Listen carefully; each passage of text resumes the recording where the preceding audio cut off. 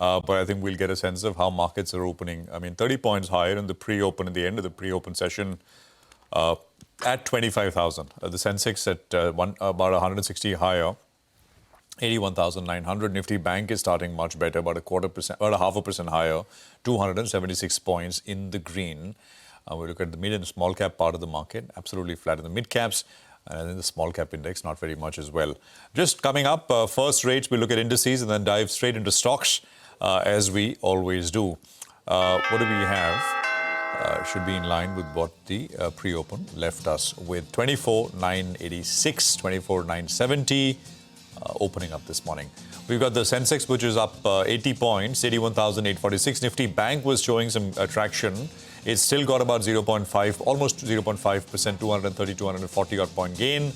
Mid caps are slightly lower, about a quarter lower on the index. And the small cap index will come up as well on your screens.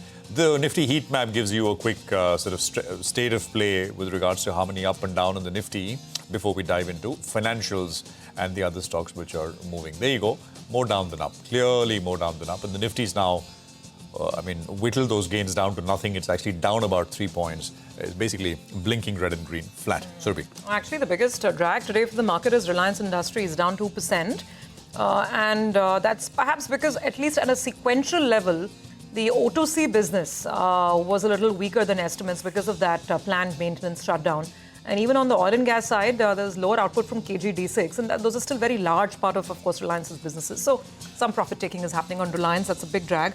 What else? IndusInd Bank is down 2.5%. Axis, we were just discussing, after Ritu's story, is down another 1%. So this is where the weakness is really coming in. Actually, it's if it hadn't been for HDFC Bank and ICICI Bank, the Nifty level would have been very different from the 6-7 point cut that you're seeing. Single-handedly, these two stocks are pulling things on the upside. Metals, Manisha has been telling us globally as well, prices have been up and about. So Hindalco, Tata Steel looking good. Let's put up JSW Steel. JSW numbers are very good, Nigel was telling us, but stocks down.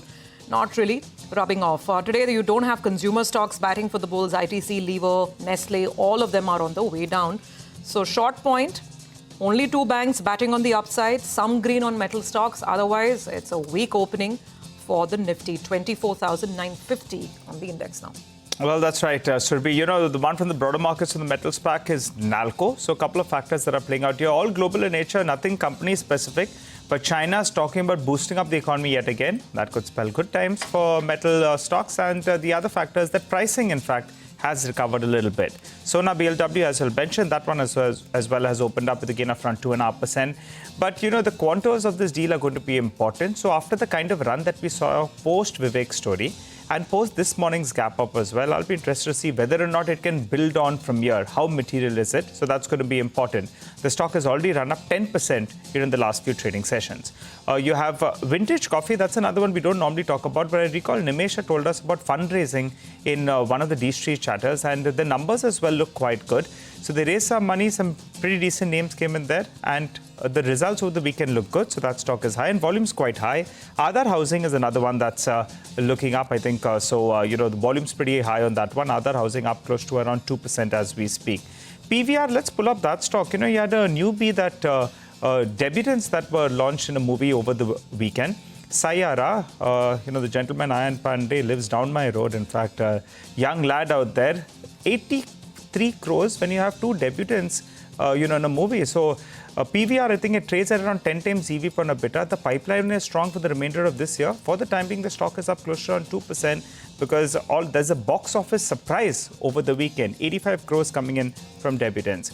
Bandhan Bank, the stock's under pressure. This is in reaction to its numbers.